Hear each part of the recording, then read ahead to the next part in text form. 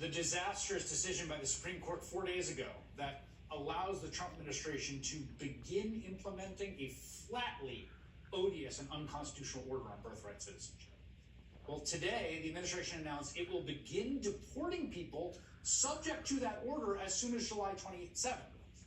It's madness, but it is madness with a method, which is to deconstruct the foundational concept of what it is to be an American, a concept created in this country's second founding by the 14th Amendment and the victory of the Union in the Civil War, a belief that we are all Americans across all lines of difference, from race to religion to creed.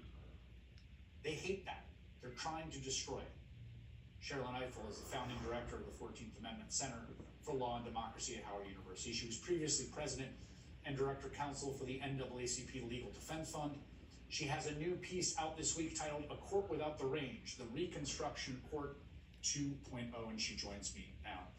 Sherrilyn, we are seeing a sustained attack on some of the foundational ideas of the Reconstruction Amendments. None more foundational, I think, than this question of who belongs and who's a citizen. What do you make of what we are seeing now that the Supreme Court has paved the way to begin some kind of patchwork implementation of this executive order? Thanks so much, Chris. This is a danger of the highest order, a danger to our republic as we know it. The conservatives on this court and conservatives in general have long pushed back against the promise and the power of the 14th Amendment to our Constitution, which was ratified in 1868 after the Civil War. The purpose of the 14th Amendment was to ensure that Black people, formerly enslaved and free, would be full citizens, but also was to reset our country and to center the principles of equality and justice in our country. And that's the project that they are pushing back against. They have decided to go for that first sentence of the 14th Amendment: all persons born or naturalized in the United States and subject to the jurisdiction thereof are citizens of the United States and of the state in which they reside, what we call birthright citizenship. Except it's very explicit. It's very explicit language in the Constitution. You can't pretend you don't know what they mean, anyone born here. And the framers of that amendment were very well aware that it would mean that the children of migrants, the children of non-citizen workers who are born here, would also be citizens. Nevertheless, over the course of the last 15 years, we have heard many Republicans talk about ending birthright citizenship. And President Trump now has come up with a way, with the aid of the United States Supreme Court, to skirt around the plain language of the 14th Amendment to try and implement something that looks like a carve-out from this most important and most vital constitutional protection.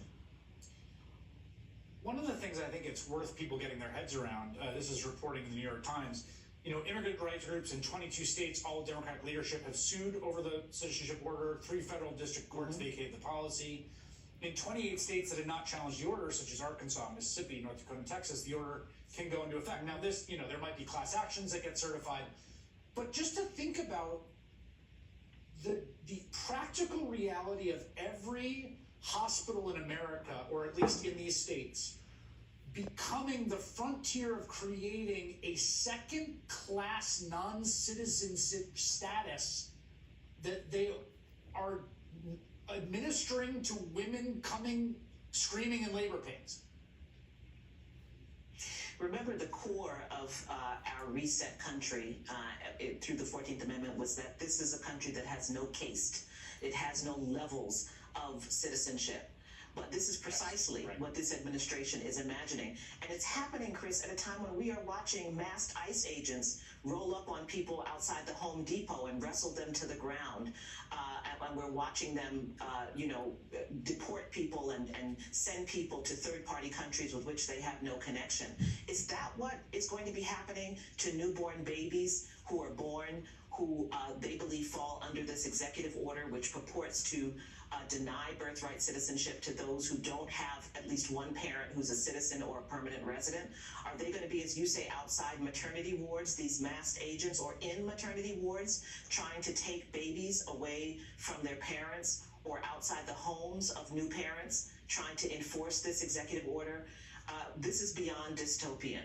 It already has been dystopian. This is contrary to everything, not just that we believe in this country, but that any decent country premised on the idea of democracy believes in. The question is, will we allow it to happen? The Supreme Court had to know. They were given a green light to this.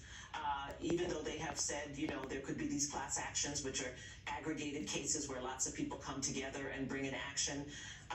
As you point out, there are jurisdictions where federal courts very much disfavor class actions, through the Fifth Circuit, for example, where individuals would have to bring their own case, find a lawyer, bring their case to be able to keep this EO from going into effect against them. I cannot imagine what we might be facing by the end of this month. And so I think we have to gather ourselves and really recognize what is coming down the pike. And if we add it to Trump's comments today and earlier about his desire to move United States citizens who are imprisoned in this country to other countries, we are looking at something very, very, very horrifying, something we have really, frankly, never seen before in this country. And we're going to have to make some real decisions about where we draw the line. The president today musing, in case anyone thought this was really about citizenship or immigration, musing today openly that actually there's people born here who are citizens that we should do the same thing to deport them, move them out of the country, render them to third-party prisons. I mean, it seems to me that there is no sacrosanct line here to defend in their view. It is we are what you are, and you have whatever rights we say you have. Well, and you can guarantee that if you are a black or brown person, you have less rights than everyone else. It will only be a matter of time before he extends this to people who are critics of him. So race will at some point not be the line that is drawn anymore. But at least for now, if you are brown, if you are black, that's why he thinks going for the prisons will disproportionately give him that population. That's why he's doing this around birthright citizenship. We just had a Supreme Court that has allowed him to go forward with excluding, 500,000 people from Venezuela and the Dominican Republic. He's lifted TPS for Haitians. So there are going to be all kinds of people who are potentially subject to this. But it's only a matter of time before it gets around to you are not a citizen if you criticize this government. So this is what we feared. It is happening. Sherrilyn Ifill, always good to have you on in these sobering times.